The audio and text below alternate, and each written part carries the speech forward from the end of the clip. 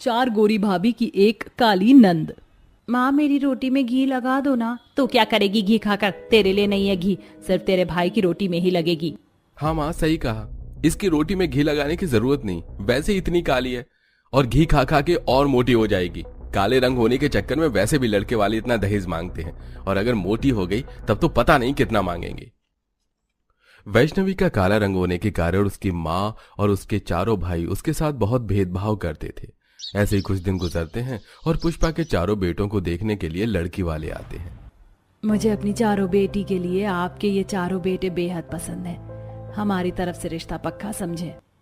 सभी लोग हंसी मजाक करते चाय नाश्ता कर रहे होते हैं। तभी चारों लड़कियों में से हिमानी की नजर दूर खड़ी वैष्णवी पर जाती है।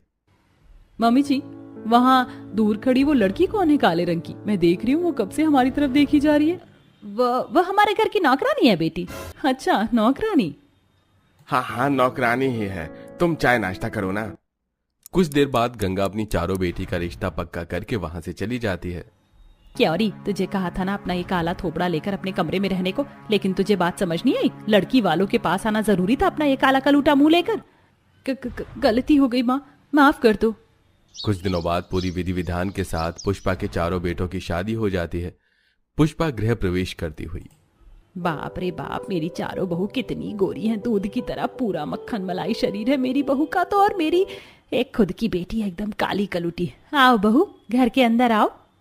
पुष्पा की चारों गोरी बहू घर के अंदर आती हैं और अपने कमरे में आराम करने जाती है। वहीं दूसरी तरफ पुष्पा अपनी बेटी के कमरे में जाकर, मेरी बात ध्यान से सुन। तेरी चारों गोरी भाभी के आगे मैंने तुझे नौकरानी बताया है, तो नौकरानी की तरह सुबह जल्दी उठकर घर के सारे काम को निपटा लियो। जी माँ, मैं घर के सारे काम कर लूंगी। अगले दिन सुबह वैष्णवी उठकर घर के सभी कामों को करने लग जाती है। वो सारे झूठे बर्तन धोती, झाड़ू लगाती है, सारे गंदे कपड़े धोती है। वहीं दूसरी तरफ उसकी चारों गोरी भाभी रसोई में आती हैं। अरे नौकरानी ने तो सारा खाना बना दिया, अब हम क्या करें? चलो हम लोग माँ जी के कमरे में चलते हैं, उनसे थोड़ी बातें करेंगे। चारों बहू अपनी सास के कमरे में आती हैं, जहां उनकी सास होती ही नहीं। अरे माँ जी तो है ही नहीं, कहीं गई होंगी। ये देखो यहाँ पर फोटो एल्बम रखा हुआ है, चलो देखते हैं। चारों बहू मिलकर फोटो एल्बम को देखने लगती हैं, जहां हर दूसरे फोटो में उन्हें वैष्णवी परिवार के साथ नजर आती है।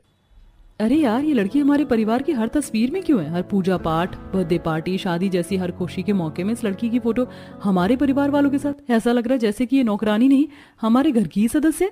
चलो ये बात हम उसी से पूछ कर आते हैं, आखिर वो है कौन। चारों बहू हॉल में आती हैं, जहां वैष्णवी झाड़ू लगा रही थी। तभी पड़ोस की बबीता घर में घुसती हुई।